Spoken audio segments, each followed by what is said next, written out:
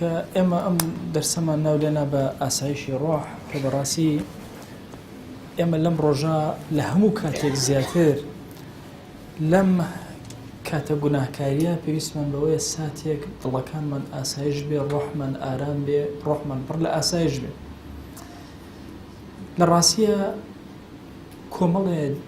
دوائي زور بهيز ابن القيم لم كتابه بيروزا باسي كردو سرطة باسي ويكرد هيج دا ونخوشيك من لم سرزوية إلا أخوة دوائي وناردو مادي بي معنوي بي نخوشيك نخوشي ضل بي روح بي بدني إنسان بي إلا لابد أبي شارة سري هبه شارة سركاني باس كريه كمين شارة سر فرموي بريت الله قرآن إنسان كان لخزمتي قرآن بي لراسيا حزب آراميشی زۆر گەورەکە ئاسایشی ڕۆحی بۆ دێ دووهەم دوعا چەند دوعای زۆرکە ئەوەندە زیاتر هەستەکە دەرونی ئارامە سێهەم کردەوەی چاک خۆی بۆ خۆی کردەوەی چاک یەکێکە لە دەوا زۆر بەهێزەکان کە ئینسان ئارامەکاتەوە لە ڕاستی ئێمە پێویستمان بە کردەوەی زۆر باش هەیە وەکو ئیبن القەیم فەرمووی ئێمە ئەبێ ڕەدی قەدەری خراپ بە قەدەری خەیر بدەینەوە هەر کردەوەیەکی شەڕت کرد هزاران کردەوەی چاک بە دوایە بکە فەرمووی بەڵام دوو مەسئلە هەیە ئەم دوو مەسئلە ئەگەر تۆکمەیکەین سەعادەتی ئینسان بە کامیلی دەستگیرمان ئەبێ یەکەمین دانیان ئەوەیە کە بین دیقەت بدەین یعنی ئەسبابی خەیر و شەڕ بزانین ئومەتانی پێش و تەفسیلات لە تاریخ و مێژووە سیر کە ئومەتان بەچی فەوتاون بەچی خۆشبەخت بوون نەفەرەکان مرۆڤەکان هەموو ئەمانە سیر کە سوبحان الله دەرویەکی زۆر گەورە لێ ئەکرێتەوە کە لە خزمەت قورئانە کێمان زۆر زۆر گرفتی هەیە هەندێک چیرۆکی پێغەمبەران و ئەو داستانەی کە لە قورئانە باس کراوە لە چیرۆکە قورئانەکان لە خزمەتیە بوەستی ئیلا شیفای بدەسەکەوە بۆ ئەو دەرد و نەخۆشیە خۆی و نەجاتیە بێ لە پەنای ئەمانەشە بەڕێزەکانم کە ئەم خاڵەی باس کرد یعنی سەعادەتی ئێمە لە خوێندنەوەی مێژوو بە معناکەی تری با بڵێن بەو معنایی کە مێژوو بخوێنینەوە بۆ ئەوەی دڵمان دەروونمان ئارام بکەین لە کاتی ئازارەکانە وەرە تۆ مێژوو بخوێنەرەوە بزانن چ سەعادەتی ڕوتیەکە تاوانباری تاوانەکەت چییە جۆری تاوانەکەت ئەمڕۆ سیر کە لە قورئانە بزانن چارەسەر شیفا دەست ناکەوێت کەوا بۆ خوێندنەوەی مێژووی ئومەتان ئەوەی کە لە قورئان و سوننا واریدە غەیری ئەوەش هەمووی ئەوە ئەسبابەکانی خەیر و شەڕ بۆ ئینسان بەیان ئەکا وەوە ئەکا لە ئینسان کە هەمیشە قەدەرە خراپەکان بە قەدەری چاک ڕەت کات ئەوە خاڵێکە سەعادەتی ئینسانی پێدەستەبەر ئەبێ خاڵی دووهەم کە سەعادەتی پێدەستەبەر ئەبێ زۆر گرنگە بەڕاستی ئینسان ئاگای لە ئەسبابەکان بێ نفسی خۆی تێکەڵ بە هەندێک شت نەکا یعنی طبعا سبحان الله نفسی ئینسان بەڕێزەکانم زۆر سەیرە لە خۆدزینەوە خۆشاردنەوە کۆمەڵی مەسائل هەیە یعنی لە بەردەمیە یعنی خۆی لێ ئەدزێتەوە بۆ نمونە کاتێک کە گوناهێک ئەکات ئەڵێ کورە ڕەحمی خوا زۆر زۆر ئەو هەموو ئاياتی ڕەحمەت و فەرمایشتی هەموو ئێنێتە پێشچاوی خۆی ئاەتێکی عەزاب و غەزەب نایەنێتە پێشچاوی خۆی ئەمە یەکێکە لەو خەتەرانەی کە سەعادەتی ئینسان تێکەدا ئەگەر بەستاندەری دادنا ڕێک اینجا سەعادەتی ڕێکە بێتەوە دووهەم وبالتسويف بالتوبة تارة أخرى هەندێک جار ئەڵێ بەخوا وەختێکی تر کاتێکی تر تەوبە ئەکەم یان هەندێک جار تەوبەیەکی دڵی ناکە هەر بە زمانی ئەستەغفیرڵڵایەکە وازانە هیچی نەهێشتوتە هەندێک جار کۆمەڵە کردەوەی سونەتەکە هەندێک جار ئەڵێ کاکە خاوەنی عیلمم هەندێک جار ئەڵێ قەدەر وا لەسەر من نووسراوە هەندێک جار یەت ئەڵێ کاکە عولەمای گەورە گەورە و پیاوی گەورە گەورە گوناهیان کردو ئێ من چی من شەر تووشی گوناه هەبم بەمانە خۆی ئەدزێت أفرمي ابن القيم اليرا خطأ في فهم الاستغفار هەڵەیەک لە مەسەلەی استغفارە هەیە خۆی استغفار يعني طلب المغفرة ألف سين وتاء بزمان عربية ومعناه طلب دي يعني طلب المغفرة هەڵەیەک لە مەسەلەی چیە داواکردنی استغفار لرب العالمين أفرمي وكثير من الناس زور لخلق أم قمانيان هي أنه لو فعل ما فعل ثم قال أستغفر الله زال أثر الذنب وراح هذا بهذا شي قناهك أكا دوایی وا هەستەکە کە ئەگەر بە زمانێکی سادەوتی ئەستەغفر الله ئاساری گوناهەکانیش نامێنێ خۆی گەورە ئەوە لێ ئەبورێ پێی وایە. ئەفەرمێ یەکێک لەو کەسانەی کەوا زۆر خۆی بە فەقیه ئەزانی بە منیوت وتی هەرچی گوناهە ئەیکەم بەڵام دوای ئەڵێم سبحان الله وبحمده 100 مرة. طبعا لە بەرەبەیانە لە دوای عەسرە هەتا ئێوارە 100 جار سبحان الله وبحمده سبحان الله وبحمده فەرمایشتەکە ئەفەرمێ گوناهەکان وەکو کەفی سەر دەریاکە من خۆی گەورە لێ ئەبورێ. ئەفەرمێ ئەم کەسە متەفەقیهە کە نسبەت ئەدرا بۆ لای فقه خۆی پێ فەقیه بوو ئەیوو چی ئەکەم چی ئەڵێم دوایی ئەڵێم سبحان الله وبحمده 100 جار خوا لە هەر هەمووی ئەبورێ خۆ لە پێغەمبەریانەوە صلی الله عليه وسلم بە صحیحی وارد بووە هەر کەس لە شەو ڕۆژێکە لە ڕۆژێکە سبحان الله وبحمده 100 مرة 100 جار بيڵێ حطت خطاياه ولو كانت مثل زبد البحر با بەقەدەر کەفی دەریاکان بن هەر هەموو گوناهەکانی لێ ئەوەرێن نامێنێ. کەسێک تر ئەڵێ لە ئەهلی مەکە پێوتم وتی وەڵام من هەرچی گوناهە ئەیکەم دوای یەم 7 جار بە دەوری کەعبە ئەسوڕێمەوە نەجاتم بێت.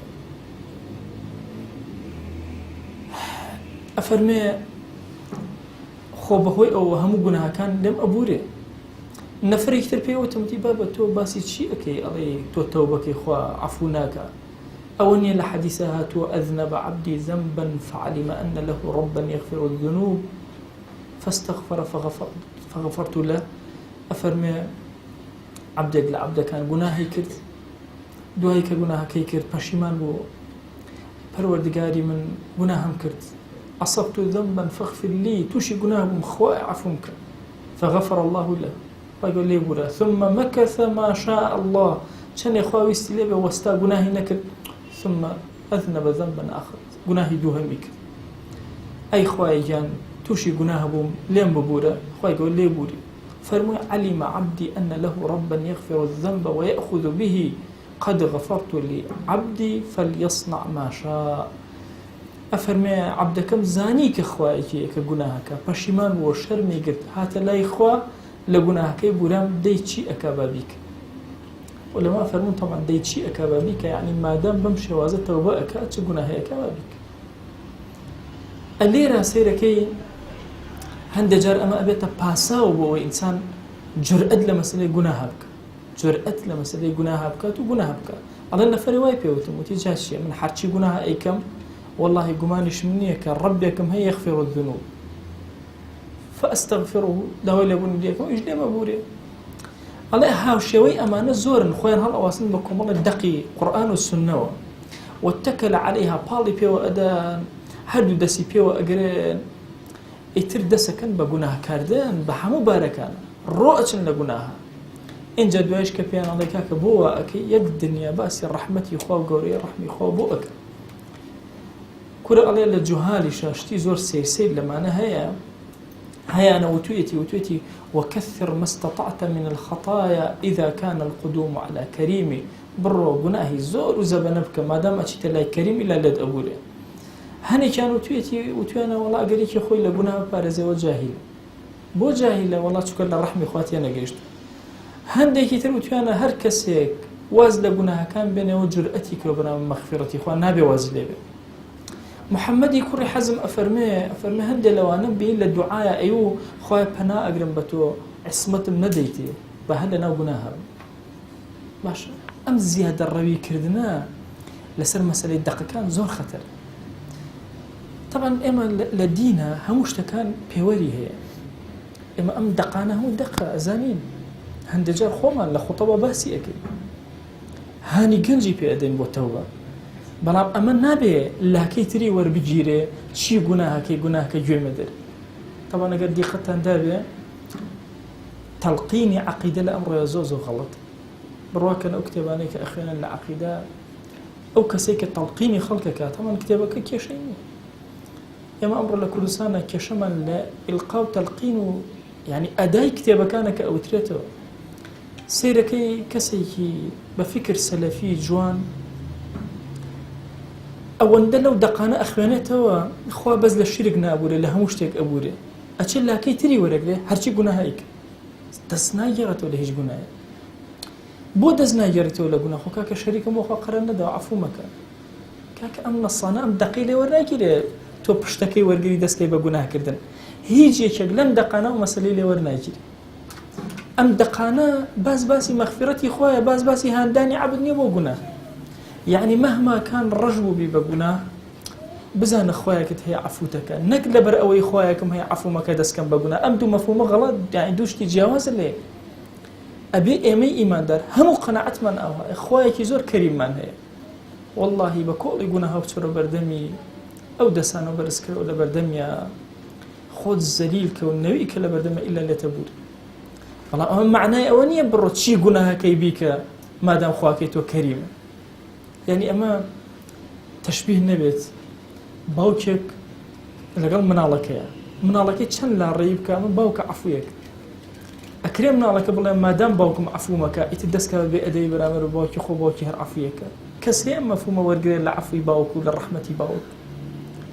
دەی مەسەلەن بۆ ئەمە لە مەسەلەی باوکتا ئەمە قبوڵ ناکەی ئەی چۆنی لە مەسەلەی خواناسی و تاعەت و دینداریە ئەو لایەنە سەلبیە وەرئەگری بۆ لایەنە ئیجابیەکە وەرناگری ئەم دەقانە هەمویان باسی سیعەتی ڕەحمی خوا و گەورەی ڕەحمی خوا ئەکەن بۆ کەسێک کە گوناهبارە نەک بۆ ئەوەی تۆ گوناهکەیت و سەیری سەرەوەکەیت و ئەوە طبعا ئەو کەسێک کە گوناه ئەکا طبعا لە دوو حاڵات بەدەر نییە جاری تریش عەرزم کردوون بەو خوایە یان بێئەدەبە بەرامبەر بەخوا یان جاهیلە بەرامبەر بەخوا ئەگەر جاهیل بێ زۆر باش نازانێ تووشی گوناهە بێ بەس کە تۆ ئەزانیت و ئاوا چاوە لە ڕەحمەتی خوایە وەرە گوناهەکانیش ئەکەی ئەزانی چەند بێئەدەبێ بەرامبەر بەخوا جەلە جەلاله لەوە ئەچێ ڕەب العالەمین ئەم عەبدە بە جەهالەت گوناهێکی کردووە خوای گەورە عەفویەک بەس ئەو کەسەی کە بەزانینەوە جوان طبعا کەی ئینسان ئیمانی خۆی ئەپێوێ ئەو کاتەی کە لە گوناها بیری خوا دەکەوێتەوە چۆن ئەگەڕێیتەوە ئەلەیە ئیمانی تۆ دەرەکەوێت بیری خوات کەوتەوە هەر کردێ ئەوە چ ئیمانێکی بێ ئەضعف ئیمان ئەو ئیمانێ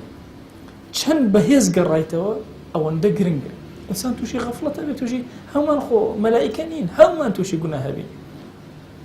دەی مەسەلەن لە کاتێکە تووشی گوناهە بین لە ئەسنای گوناهەکە یادی خوات کەوتەوە چۆن ئەگەڕێیتەوە چۆن پەشیمان نەبیتەوە چۆن تەڕاجع ئەکەی چۆن خۆت زەلیلەکەی لە بەردەم خوای ئەمە نیشانەی سەرکەوتنی تۆیە بەڵام ئەگەر تۆ لەو کاتێک کە خوا ئەبینی دڵت ئارامی بەخوا بۆ دێ لە کاتی گوناهەکە خۆت بیرەکەوێتەوە گوێ نادەیت ئەزانیەوە چەند بێئەدەبیە بەرامبەر بەخوا جەلە جەلاله بۆیە بەڕێزەکانم ئەمە هەندێک پاساوە ئیبن القەیم چەند دەرسێکە باسییان پاساوانەمان بۆ ئەکا کە ئینسان بۆ خۆی ئەهێنێتەوە بەڵام دڵنیا بێ لەوەی کە ئاسایشی ڕەحی بۆ دروست نابێ ئەم پاساوانە ئەهێنێت چکە پاساوانە لاوازن مەهما کان لەم پاساوانە بێنەوە بۆ خۆت بزانە دڵە مرتاحەکە گوناهەکەی دڵە مرتاح نییە هەندێک تر بە مەسەلەی جەبر ئەڵێ کوڕە خۆ خوا لەسەری نووسیم گوناهەکەم ئەی من چی بکەم باش ئەچێ بە مەسەلەی جەبر تەواو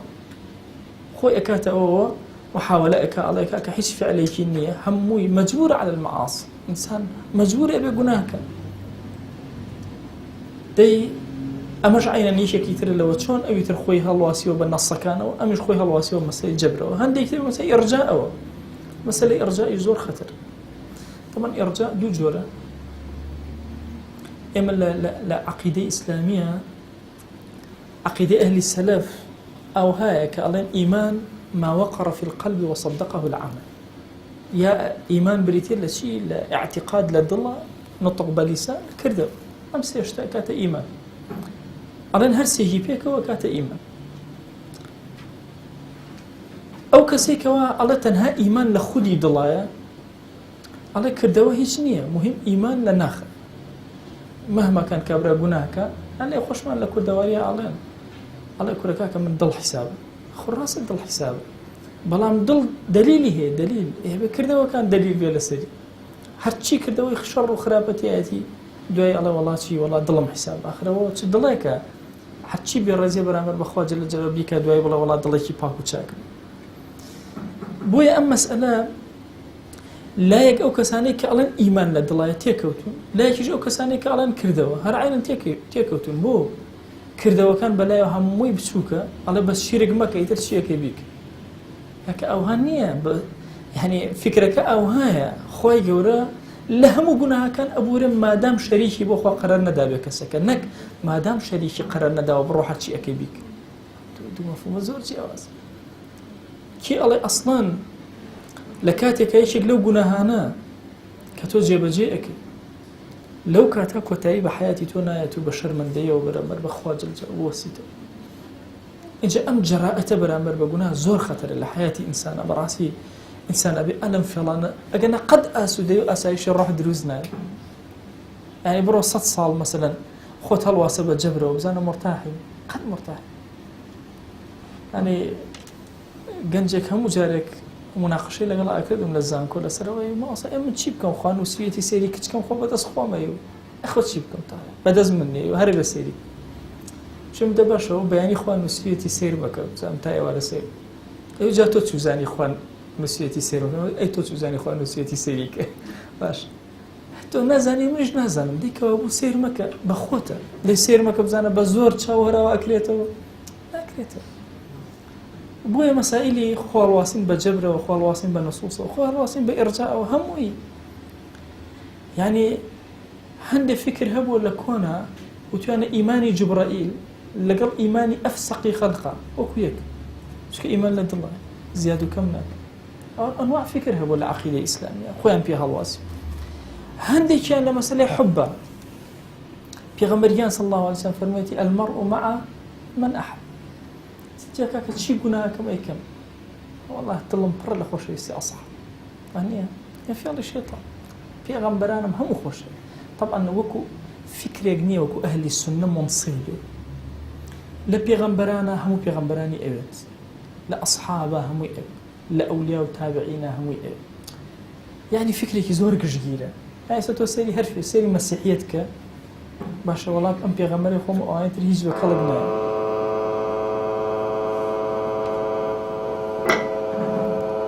خۆشتی قەوما ئیتر نازانم چی بوو وەڵای ئەوەی خۆم کوژانوە تۆ ئیتر نازانم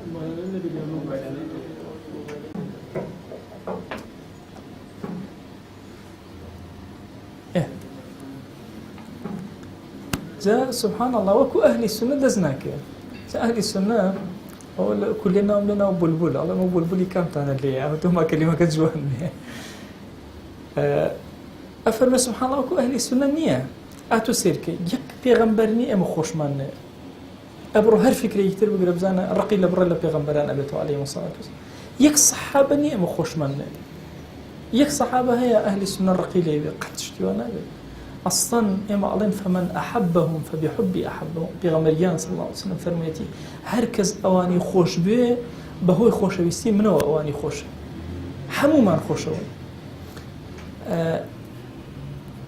مسألة أولياء وصالحين وعلماء ورقمان ليك عالم كزنا بيتو أهل السنة أصلاً أضلب شوكاني كلام أخيراً هذا فكر هي والله أوزانا أو الرقي لعلماء ورقي لخلق ولا أهل السنة مية أهل السنة يكرم يعني أبيوتي الحب خوشويستي كشتيك كزنت وانا منافسة وتحدي أما بكالو مسألة كمسألة حب بويا مسائلي حب لقلب بياوة قورة كانوا وشاكا كانوا أوانا هندي جاربة إشكال لمسألة قناها على خو من مهما كان قناها كم حب خوشويستي ما هي بو أولياء وبو بياو شاكان وبو صالحين وبو أنبياء إما أصلا صلوات أدين هر جارباسي بيغمبران أكين أكثر عليهم الصلاة والسلام هميان صلاة والسلام خوين لسرلي باسي أولياء أكين هروا ألين باشا رزوانيان بو أنيرين مثلا باسي أصحاب أكين باسي تابعين أكين هركز باس أكين إما زور بقوري باسي أكين باشا أما إما رزقارك أم قوري باس كردنا أفرمي هيا يعني بخوشويستي فقيران بخوشويستي مشايخ وصالحين وعلماء وزورتون بوسر قوركانيان باشا واي تصور كروك أمان شفاعتي بوكان يا هنا كزوايا بيوايا بباو بابيري الله والله من مادام لأولاي بيغمبرم صلى الله عليه وسلم حرشي بكم قيلاك طبعا السيد فضلي زور زورا إما لقال أو فكرانين كدجي السيد بوستيته لقال أو فكرة شانين تقديسك إمام عمر رضي الله عنه خيل يقول كان إمام علي أخوازه في ألان بوشي خواستت أفرمت تنهابوا إلى الرجل قيامتها نسب من لقب في غمري صلى الله عليه وسلم تكلايكي هذا أو درس زەیدی کوڕی ثابت لەگەڵ ئیبن عەباسە، ئیبن عەباس بەسەر وڵاخەکەەوە زەیدی کوڕی ثابت عالمێکی زۆر گەورە ئاوا چمکی وڵاقی بۆ گرت وڵاقی بۆ ئەبرد بەڕێوە وتیان ئەوە چی ئەەکەی چۆن ئاوا ئەەکەی فەرمووی ئاوا پێغەمبەری خوا صلی الله علیه وسلم فێری کردن لەگەڵ ئالوبەیتی ئەوە بەڕێز بە حورمەتەوە سەیریان کرد. بەس نەک ئەوەی مەسەن کابرا عارق بخواتەوە و هەرچی خراپەکاری بیکە بڵێ وەڵام من ئەو لای پێغەمبەرم صلی الله علیه وسلم. هەژاری مکۆیانی قسەیەکی زۆر خۆشی ئەڵێ هەموو کەس ئەڵێ هەچ کەس هەڵ ئەسێ ئەڵێ هەچ کەس هەڵ ئەسێ ئەڵێ باوکم وا بووگە کەس شیاکە ناخوا بڵێ نان بووگە ئەڵێ هەچ کەس هەڵ ئەسێ وەڵا باوکی من ئاوا بوو ئەڵێ کەس بیر لەوە ناکاتەوە کاکە باو باپیری تۆ خۆ شیاکەی خواردووە ئەی تۆ بۆ نایخۆی باشە ئەڵێ قەس کە یعنی ئینسان قەت بیر لە خراپەکە بیر لە چاکەکە دا ئەمەش جاری وایە ئەبێتە فێڵێکی گەورەی شێطان و هەولێ ئەکە ئاسایشی ڕۆحە تێک بە واللهی باوکم پیاوێکی چاک بووە مەلایەکی زۆر گەورە بووە ساڵحێکی زۆر گەورە بووە یعنی موسڵمانێکی وت شێوی بەخوا باوکم ئەوەنەی حەسەنات کردو بەشی هەمومان ئەکە والله باوکم بەشتان ناکە چۆن بەشدارەکە یعنی مەسەلەی سبحان الله خۆ هەڵواسین بە دایک و باوکەوە خۆ هەڵواسین بە کەسی ساڵحەوە ئەوەش فێڵێکی تر لە فێڵەکانی شەیطان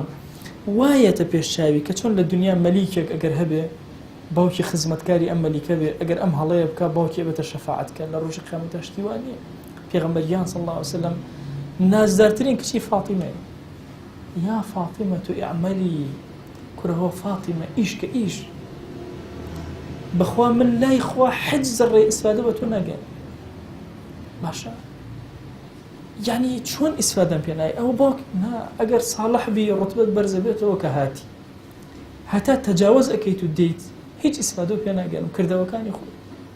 دامەزراندنی خۆت هەموو ئەوەش کە ئەڵێ لە سادات و سەیدە هەموو ئەمانە وەچەی پێغەمبەریان صلی الله علیه وسلم لە طرفی فاتیمەوە جا فاتیمە ئەعمالی خۆی فریای کەوتە بێ ئەی تۆ لەو خوارەوە چی غێری ئەعمالی خۆت فریاتە کرد بۆیە ئاسایشی ڕۆح قەت دروست نابێ ئیلا ئینسان کردەوەکانی خالص جوان ڕێکپێک جێبەجێکە لە گوناه خۆی پارێزێ. هەندێکی ترمان مەغرورە کاتێک سیرەکە خوایەک بۆ عەزەمەتە ئەمیش بەم فەقیریە ئەڵێ باشە وەڵاهی خوایەک بۆ عەزیمی خۆی چه سوودێ ئەبینێ لە عەزابی منە بەخوا هەر عەفو مەکە خۆ ئەگەر عەفوم کە هیچ لە مڵکی ئەو کام نابێتە ئەم فەهمە غەڵەت خۆمە تێگەشتێکە لە گەورەی خوا بەس ئەم فەهمە غەڵەتە یعنی مەرج نییە ئەوەی بڵێ خوا ناز بێ ئیتر ئیماندار خۆ شەیطان خوا ناز شەیطان نەیوت ها فبعزتك لأغوينهم أجمعين سوێنی بە عزەتی خوا خوارد چونکە باش عزەتی خۆی ئەناسی دەی باش عزەتی خۆی ئەناسی چۆن پێچەوانەیەک ئەم فێڵی شەیطانە واد لێ ئەکا کە تووشی گوناهت کە بۆیە بەڕێزەکانە مەسەلەی غەڕابوون بەخوا یا ئەیها الئینسان ما غەڕەکە بربک الکەریم پەروەردگاری تۆ کە زۆر کەریمە چی وای لێ کردو کە تۆ مەغڕور بی لوتە بەرز بێ بەرامبەری گوناهکەیت و گوێی نەدەیتێ بۆ عەزەمەتەوە ئەویش سەیرت کە یعنی مەسائلی شەیطان لە مەسائلی گوناهەکانە بە ئەنواع شێواز لە دەقەکانە و لە مەسائلی جەبرە لە مەسائلی ئەرجاء لە حوبە لە مەغڕوریەتە لە هەموو لایەکانەوە هێرشمان بۆ ئێمە ئەی ئێمە چی بکەین یعنی ئایا تەمامی سەعادەت بۆ ئێمە دروست ئەبێ ئەگەر بێت و ئەم ئیشکالاتانەمان هەبێ نەخێر بۆیە ئینسان جاری وا هەیە تەوبەش ئەکات چێژ لە تەوبەکە وەرناگرێت چونکە فەهمێکی غەڵەت لە مێشکایەتی لە مەسەلەی تەوبە وا تەسەورەکە بە وشەیەکی بەسیطی ئەستەغفیرڵڵای خوا لێ ئەبورێ وەڵڵا جاری وایە یعنی چۆن ئەها دین ڕەحمەتە ئەها دوولە تۆ ئێستا لایەکیان سیرکەن بە پێوەری خوا دووشتان بۆ ئەپێوەم ئیتر معلوماتەکە ڕێک وازەحە ئەگەر عەبدێک هات گوناهی کەبیرە غەیبەت زۆر گوناهی کەبیرە و حەق الناسیش حەق الناسەکەی لێگەڕە بەشەکەی خوا کە گوناهێکی کەبیری زۆر کەبیرە هات نۆجار غەیبەتی کرد نۆجار ئەو گوناهە گەورە غەیبەتی کرد یەک جار لە مەجلیسێکە لەبەر خاتی خوا زمانی خۆی گرت ئەو غەیبەتی نەکرد لە پێوەری منە ئەڵەم ئەمە غەیبەتکارە جەهەنەمی بەس لە لای خوا جەلەجەلاوەها نییە ئەو یەک جارە زۆر گەورەیە بەدە بۆی حسابە ئەم کەسێکی ناجحە نەجاتی ئەبێ لە قیامەتە دەی ئەمە لا ڕەحمەتەکەی کە ئەوا سێرەکەم الحەمدولله یعنی ئینسان ئەوەنە خراپە بکە تۆزە چاکە ئەکا ئەوەنە پلەی بەرزە بەڵێ بينما مناو بنياري إنما نكرت مارو بيجا باشا هبو نازم الزمني ما ويا ما ويا موبايل قرة هيك نيش باشا كاك جاري وقشت النونس هاي تبودو ماركي يعني تخواري خوار إيه طبعا والله جناه هي الحالقة أتاشي ديني إنسان أتاشي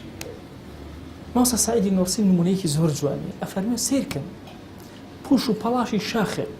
شنروێ سیرکەن پڕ بێ لە پوش یەک دەنکەش خاتێ بچووک هەموو ناسووتێنێ هەر هەموو یەسووتێن بۆیە فەرمایشتێکی پێغەمبەرگیان هەیە صلی الله عليه وسلم ئەفەرمێ لە ڕۆژی قیامەتە خەڵکانی گێن بە ئەندازی کێوی تیهامە ئەجر و پاداشتی گەورە گەورەی چاکیان هەیە هەوایە گێ لێ ئەدا حچی ناهێڵێتەوە لە ڕۆژی قیامەتە هیچ بەدەست علي أصحاب زور ترسان فرموي يا رسول الله صلى الله عليه وسلم أما نكين صفهم لنا جلهم لنا ألا نكون منهم ونحن لا نعلم نوكو إما لو نبي النزايم بما ملكين فرموي أوانا لأيون بأصحاب يصلون كما تصلون ويقومون كما يعني شونيجك يقومون كما تقومون يعني بشوا قيامك باشا زكاتين بالرجوع ابن هموش تيجا أي شيء هو كاركيت شيء إذا خلوا بمحارم الله انتهكوها كاتي كز قايلين قلنا هي تبردسان صلي لنا كانوا يكسريك أو حالقية سيرك كيوي تهامة باشا بيرا مقرون بين ربيت شاي خود بكولتوي إحساني باشا كردو شون مارو بيجاك السفري أكاتو هو سيرك أو كردو سبحان الله أتينا بأخر بوي إنسان هو تصور نكا بزلاني رحمتك بخوانته أبي هردو لا أقال به نبي نصوص الرحمة وهبك الإنسان جرأت بها كبر عمل بقناه بعكسه نصوص الرحمة أبي زياتر بجارته ولا قناه زياتر بقرته ولا إخوة أخير أجر خواك أو عند كريم تو شون روته برانبري بوستيته شون روته باللقاء بقيته بوي برز كانم أم درس أم راقرتني دو تراز وجوانا للا ابن القيم زور قرنق ابن القيم عالمك وعارفك زور كوري أزاني أم دقانا هموي دقي الصحيحة ودروسته وممكن إنسان خوشي فيه هالبواسة بلام خو هالواسنك غلطة إنسان والي أكاد جريء ببرامل بقولها جوانا داتي كاتب أخوي هزاني كوتاي بجاني هاتو هالخبز كاو هموش تيجي طواب ولا دسي داو بويا براسي لم زمني فتنيا أبي إيما جانبي إنذار تغليب كان مثل جانب كان ترى شو كجانب الرحمة ما زور باسكر زور من باسكر وخلقي زور توبة كردو بجانب الرحمة بلام للايك ترى خلق من جورق للا سقطي فهم وهالي كردو كجناه كان هرچون لمسألة الشركة كابو عرزم كردن كابرا هيج بينادات يعني زور طبيعية بلاتو الله ما دام شريك بخوهر عفو مكان جرأة وغلطي كي زور كوري أبي إيما براسي هردو بيورك جوان سيركن أمسر سيركن كمأيوز نبي للرحمة إخوة قد أمسر السيركن زور دواكين لأخوة عاقبة من خيرك إيش يقلب بيوتشا كان حتى بياني قريا بيانوت أكل ذلك من خوفا من الذنوب وتيان أمهم قريانيتو أترسي لقناه تنا والله يكزر لقناه ناترسي تأيلا شيء أترسي أو أخذ أكرو زينتو فرموا إلى السوء عاقبة أترسم عاقبة مخراب أترسم كوتاكم خراب دي بوي براسي لم زمني فتنة بو تواكدني أسودي الرحمن بيسمان بمخالة زور زورة أويج أوي بالانسي رحمتي إخوة بالانسي غضبي إخوة هردو هي سير كم بيكو تنها يقلا سير نكي وميد ما أجر آرامي وأسودي من بيشك لمانا ليل بو تيكتشوا بينه وشويني خوي لبردم خويا خو من زليل كين زياتر بلا علينا وبارينا لعل درجة كان خير بسر ما أنا أكاتب داوي لي أكين بناوي جواني بصفتي برز باسمي أعظم يا حي يا قيوم يا ذا الجلال والإكرام يا رحمن يا رحيم يا رحمن يا رحيم يا رحمن يا رحيم خويا ابو خاطري قولي خذ لي من خوش يا رب العالمين يا ربي خويا جان لقناها كان من البورة يا أكرم الأكرم خويا بێئەدەبیمان کردو لە حوزوری تۆیە خوای عەفومان کرد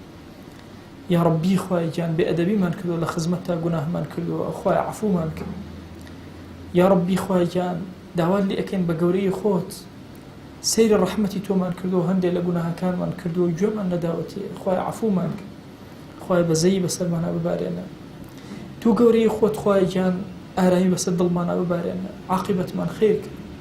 دامان مەزرێن لەسەر خواناسی خوای دامان مەزرێن لەسەر خواناسی یا ڕەبی خوای گیان داوات لێ ئەکەین لەم دنیای دەرمان مەکە بە ئیمانەوە نەبێ لەم دنیای دەرمان مەکە بە شایەتومانەوە نەبێ تو گەورەی خۆت لەم دنیای دەرمان مەکە بەسەر تاعەت و خواناسی و خواپەرستیەوە نەبێ یا ڕەبی خوای گیان عیبەکانت داشاردووین چۆن لەم دنیا لەبەر دەم چاوی خەڵقدا خوای جوانت کردوین خوای گیان لە نامەی عەمالمانە ئەوە جوانمان کرد گوناهەکانمان بسڕەوە یا ڕەب العالەمین خوای داوات لێ ئەکەین پەنا ئەگرین بە تۆ لە حالیقا ئەو گوناهانی کەەوە هەموو حەیاتمان ئەفەوتێنێ پەروەردگارە داوای عەفوت لێ ئەکەین یا ڕەب العالەمین خوای تۆ کەریمی تۆ عەفوکاری بەخوا پەروەردگارە هیچ کەس نێ دەست بۆ تۆ بەرزکاتەوە بە خاڵی ویگێڕێتەوە خوای گیان تۆ شەرم ئەکەی لە دەستەکان کە بەرزەبنەوە خوای گیان داوات لێ ئەکەین بە گەورەی خۆت دەستمان مەگێڕەوە خوای عەفومان کە پەروەردگارە عەفومان کە پەروەردگارە عەفومان کە یا ڕەبی خوای گیان دڵەکانمان ئارام کە ڕۆحمان ئاسایش کە ماڵەکانمان ئارام کە شارەکەمان ئارام کە گۆڕەکانمان ئارام کە وڵات و نیشتیمانمان ئارام کە یا ڕەبی خوای گیان ئێمەی عەبدی گوناهکاری تۆ پەروەردگارە هانەمان هێناوەتە بەردەم دیوانی تۆ خوای عەفومان کە یا ڕەبی خوای گیان داوات لێ ئەکەین هەر حاجە و کێشە و گرفتێکمانێ بۆمان چارەسەر کرد یا ڕەبی خوای ئەومان قەرزارە قەدی سەرشانی سووک ئەومان بحاڵ و ماڵە ماڵداری کە ئەومان بێ مناڵە مناڵی پێعەتا کە ئەومان بە مناڵە مناڵی ساڵح کە پەروەردگارە ئەومان کێشە و گرفتێکی بۆ چارەسەر کە ئەومان ڕزقی کەمە بۆی زیاد کە تو گەورەی خۆت خوای ئەوەندە حەڵاڵمان بدەنە محتاجی حەراممان مەکە حەرام لە پێش چاومان ناشرین کە پەروەردگارە حەڵاڵەکان لە پێش چاومان جوان کە بە تاعەت ژیانمان بڕازێنەرەوە یا ڕەب العالەمین خوای عەفومان کە پەروەردگارە تو گەورەی خۆت محتاجی دەستی نامەردمان مەکە محتاجی دەستی مرۆڤەکانمان مەکە محتاجی یا ڕەبی خوای گیان زاڵمانمان مەکە زەلیلی بەردەم زاڵمانمان مەکە زەلیلی سەر جێگەمان مەکە یا ڕەب العالەمین یا ڕەبی خوای گیان داوات لێ ئەکەین بەناوە جوانەکانت بە صیفەتی بەرزت بە ئیسمی عەظەمت وا خۆمان و هەموو خزم و کەس و ئەقریبامان پەروەردگارە هەمووی سپاردە ئەکەین بە تۆ یا ئیلاهی سپاردە لای تۆ زایە نابێ خوای ئیمانمان زایە مەکە شەخسیەت و کەسایەتیمان زایە مەکە تاعەت و عەبدایەتەکانمان زایە مەکە خوای سپاردە لای تۆ زایە نابێ هەمووی تەسلیم بە تۆ ئەکەین یا ڕەب العالەمین خوای عاقبەتمان تەسلیم بە تۆ ئەکەین یا ڕەبی خوای گیان چۆن شکڵی زاهریت چواندوین بە پێغەمبەری خوا صلی الله علیه وسلم ڕۆحمان ناخمان بچوێنەوە پێغەمبەری خوا صلی الله علیه وسلم بیکەرە قودوەی دڵمان یا ئەکرەم الئەکرەمین یا ڕەبی خوای گیان سڵاوی ئەم مەجلیسە ئێمە بگەێنە بە ڕۆحی پێغەمبەری خوا صلی الله علیه وسلم یەکێک ناومان لە خزمەتیا بێنە یا ئەکرەم الئەکرەمین یا ڕەبی خوای گیان بە ئەندازی هەناسەی مەخلوقات لەم شوێنە مبارەکەوە خوایە سەڵاوات ئەنێرین بۆ پێغەمبەری خوا صلی الله علیه وسلم خوای گیان سەڵاواتەکانی ئێمە وەکو بارانی بەهار بە ڕەحمەت ببارێنە بەسەریا یا ئەکرەم الئەکرەمین یا ڕەبی خوای بمان گێڕە لەو عەبدانەی کە پێغەمبەری خوا صلی الله علیه وسلم دڵیان پێشا دەکا مەمان گێڕە لەو عەبدانەی پێغەمبەری خوا صلی الله علیه وسلم لێیان تووڕە و عاجزە یا ئەکرەم الئەکرەمین یا ڕەبی خوای بە ئومەتی ئەو قبوڵمان کە لەژێر سێبەری ئاڵای ئەوە حەشرمان کرد یا ڕەبی پەروەردگارە داوات لێ ئەکەین چۆن لەم مەجلیسە ئاوا کۆبووینەوە لە بەهشتە ئاوا لە خزمەتی پێغەمبەری خوا صلی الله علیه وسلم کۆمان کەرەوە لە خزمەتی خولەفای ئەربعە کۆمان کەرەوە لە خزمەتی ئەصحابە کۆمان کەرەوە لە خزمەتی ئەنبیایە کۆمان کەرەوە لە خزمەتی صالحین و زاهدین و عولەمای ئەم ئومەتە کۆمان کەرەوە خوای لە گوناهی دایک و باوکمان ببوورە لە گوناهی برا و خوشەکانمان ببوورە لە گوناهی خزم و کەسوکارمان ببوورە لە گوناهی هاوڵ و دۆست و خۆشەویستانمان ببوورە لە گوناهی پەروەردگارە مامۆسا و قوتابیمان ببوورە پەروەردگارە داوات لێ ئەکەین لە گوناهی هاوسەر و خێزانەکانمان ببوورە لە گوناهی ماڵ و مناڵمان ببوورە پەروەردگارە داوات لێ ئەکەین لە گوناهی دراوسێکانمان ببوورە هەر کەس ڕۆژێک لە ڕۆژان خوای ئێمەی ناسیوە پەروەردگارە لە گوناهی ببوورە پەروەردگارە هەچ کەس لەبەر خاتی تۆ ئێمەی خۆشەوێ خوای لە گوناهی ببوورە هەر کەس لەبەر خاتی تۆ ڕقی لێمانە خوای لە گوناهی ببوورە پەروەردگارە غەیبەتی هەر کەسمان کردو عەفوی کە هەر کەس غیبەتی کردوون عەفویکە، ڕقمان لە هەر موسڵمانێ بۆ عەفویکە، هەر موسڵمانە ڕقی لێمان بۆ عەفویکە. پەروەردگارە داوات لێ ئەکەین بە گەورەی خۆت، بە ڕەحمی خۆت، بە کەڕەمی خۆت گرفتەکانی دنیامان چارەسەر کە یا رب العالمین. دامان مەهێڵە لە دنیاە ئەکرەم الئەکرەمین. خوایە هێز بۆ ئیمانداران بگێڕنەوە، ئومەتی پێغەمبەری خوا صلی الله علیه و سلم خەرەوە سەر سکەی خۆی. خوایە گیان سیادە و قیادەی عالەممان پێ عەتا کەرەوە.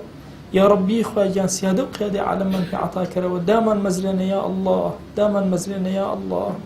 دامان مەزرێنە یا ئەکرەم الئەکرەمین. خوای جان داوات لێ ئەکەین بە ناوی جوانت، بە صیفەتی بەرزت، بە ئیسمی عەظەمت. هەر کەسمان نەخۆشە شیفای بۆ بنێرە. خوایە شیفا بۆ نەخۆشەکانمان بنێرە. خوایە شیفا بۆ نەخۆشەکانمان بنێرە. خوایە شیفا بۆ نەخۆشەکانمان بنێرە. تایبەت ئەو نەخۆشانەی داوای دوعای خێریان لێ کردوین، خوایە شیفایان بۆ بنێرە. پەروەردگارە شیفای خیر بۆ بۆکی ماسە شێخ ئیبراهیم بنێرە یا ئەکرەم الئەکرەمین. یا ربی خوای جان داوات لێ ئەکەین ئەم دوعانەمان لێ قبوڵ کە، خوایە ئەم دوعانەمان لێ قبوڵ کە، خوایە ئەم دوعانەمان لێ قبوڵ کە، لێمان وەرگرە یا ئەکرەم الئەکرەمین. بەخوا پەروەردگارە تۆ خۆت ئەزانی زمانی ئێمە کولە لە دوعایە.